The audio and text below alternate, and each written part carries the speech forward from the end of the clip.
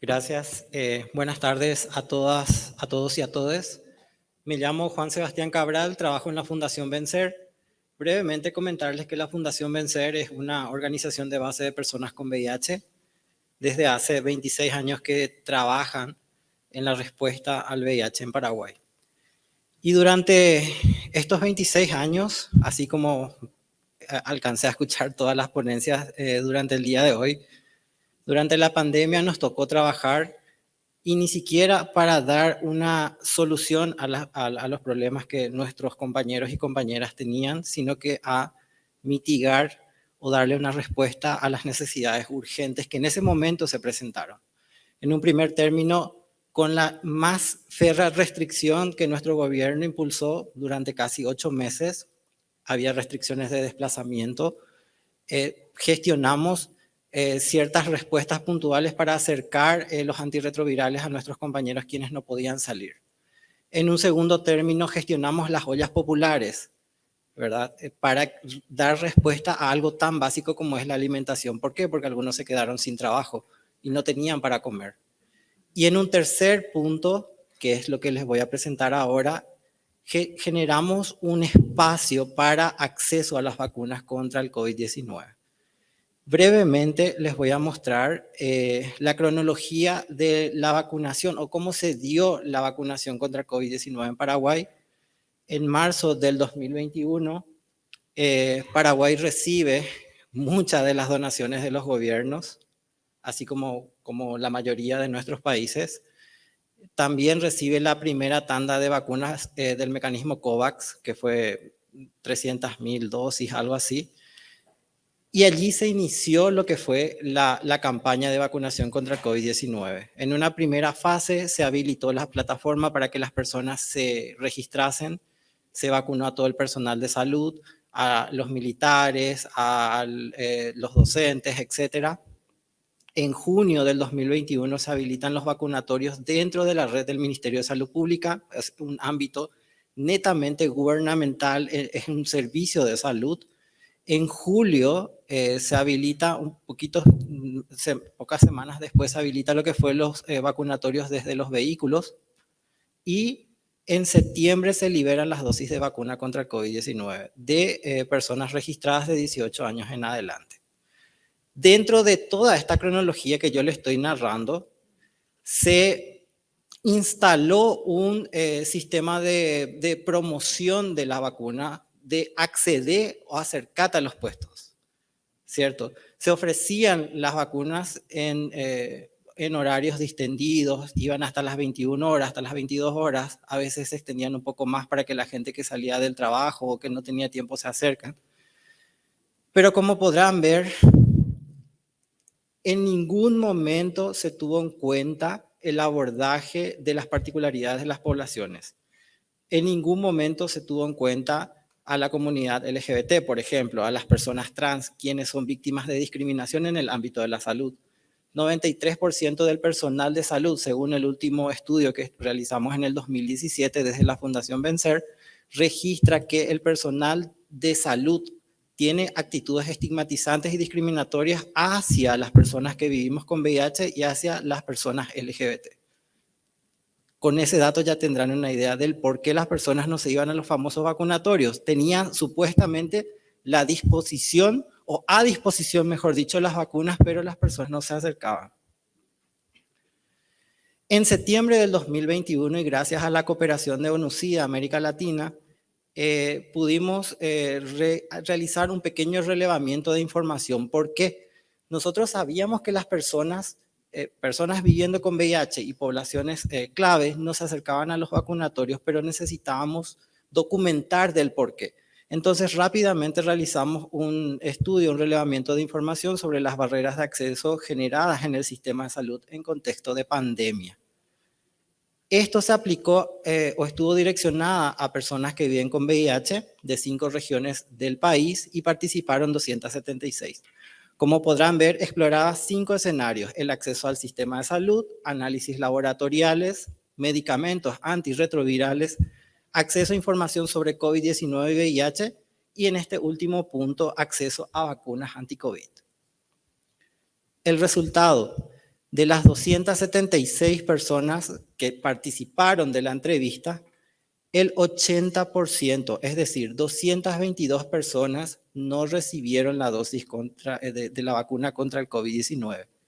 Y explorando un poco más del motivo del por qué, si se supone que si estando la modalidad Autovac, si estaban los vacunatorios en la red de salud, de los hospitales, etcétera, ¿por qué no accedían?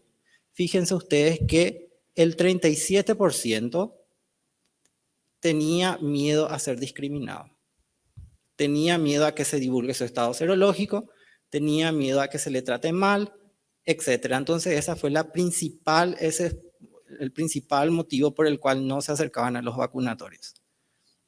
En segundo término, también había personas que argumentaron poca información sobre las vacunas, no conocían, no sabían. Hablábamos previamente sobre la desinformación que había en torno a las vacunas, al tratamiento sobre el COVID-19. Y bueno, desde luego, también había personas negacionistas entre nosotros, ¿verdad? Había gente que no cree en las vacunas.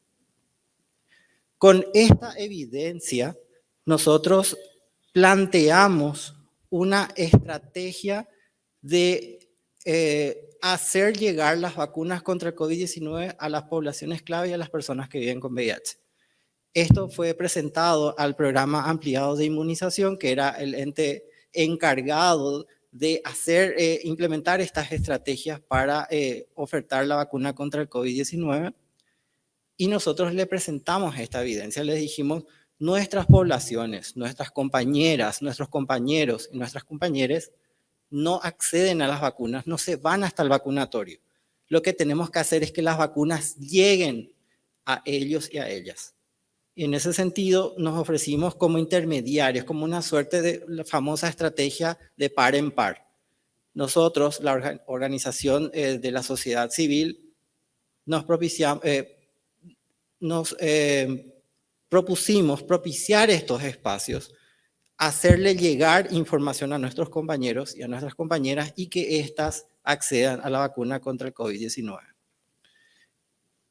Tuvimos dos actividades, las generales, que fue crear básicamente una mesa de trabajo entre los actores claves, entre ellos el programa de VIH, quienes nos acompañaron de cierta manera, nos estuvieron apoyando, y desde luego los encargados del programa ampliado de inmunización. Luego pasamos a las actividades específicas, la sensibilización al personal de salud. Nosotros necesitábamos que los vacunadores no sean tan invasivos en el sentido de, bueno, tengo una enfermedad de base. Vos no necesitas saber qué enfermedad de base tengo yo. Necesito que me apliques la vacuna. No necesitamos que ese personal de blanco discrimine a nuestras compañeras trans, por ejemplo. Incorporamos a ese personal de salud a lo que le llamamos una suerte de brigadas, quienes iban a trabajar con nuestras poblaciones. También incorporamos a nuestros compañeros y compañeras que son vinculadores y consejeros de la fundación, quienes están trabajando de manera directa con las personas que viven con VIH. Y pasamos a la acción. Necesitamos operativizar ya esto sin perder el tiempo. En general pusimos en marcha la promoción, sí, a través de las redes sociales, a las personas quienes tienen acceso a redes sociales, internet, etcétera.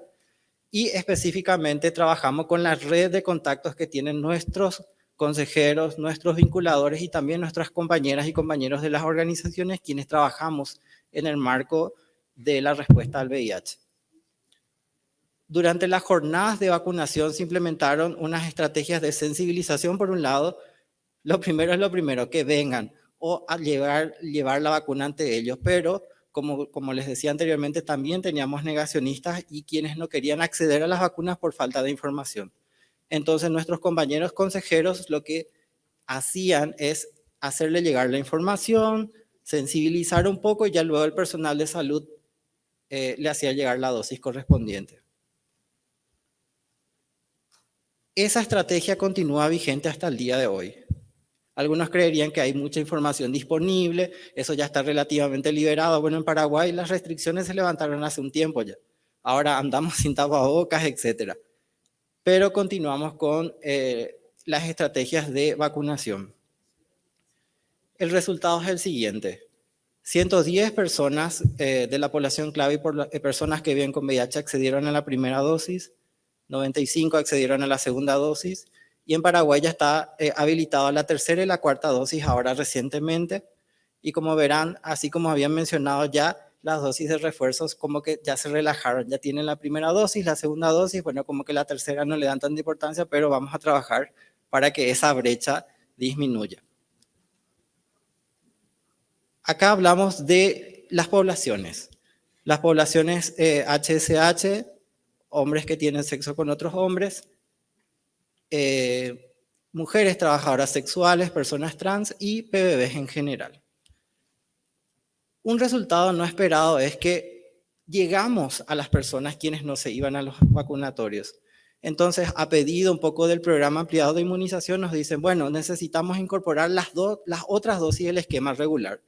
Y en ese sentido, en las últimas jornadas de vacunación, lo que hicimos es, además de la vacuna contra COVID-19, les ofrecimos la Neumo 23, la vacuna contra la influenza y la vacuna contra la hepatitis B. Bueno, ya que ustedes tienen la destreza, nos dicen, ustedes son el conducto, el canal para llegar a esas poblaciones que no se iban a los vacunatorios ni tampoco recibieron las dosis de las demás vacunas, bueno, aprovechemos el espacio. Eso es un efecto no esperado. Las lecciones aprendidas que nos dejan esta propuesta, en realidad, este plan de trabajo que se hizo de manera maratónica.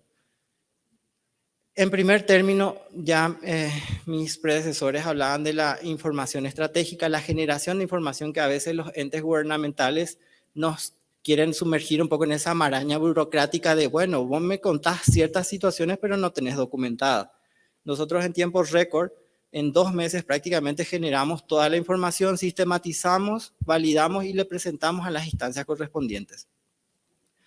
Desde luego, el factor de incidencia nunca se pierde porque normalmente, o constantemente, mejor dicho, estamos en comunicación con las autoridades, haciendo un ping-pong de cuál es la situación actual y en qué podemos acompañar nosotros.